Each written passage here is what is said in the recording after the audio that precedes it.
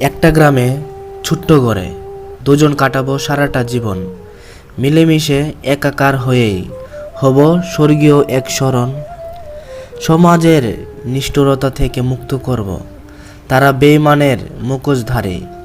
আমি সম্পূর্ণ বাস্তবতা বুঝি, মানুষেরা তো স্বার্থ লোভের অধিকারী। যদিও প্রেম তাদের নিকট মূল্যহীন, কেন বুঝতে চেষ্টা করে না?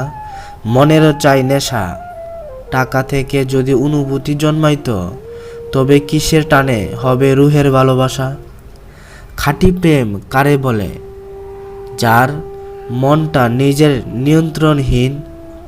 বিচ্ছেদের জন্য দায়ী তো তুমি, কারণ তোমার মন যদি হয় কঠিন। ভালোবাসতে টাকা লাগলেও কেন তুমি অদৃশ্য প্রেম চাও? বিনা কারণে কেন মনে ভালো লাগবে?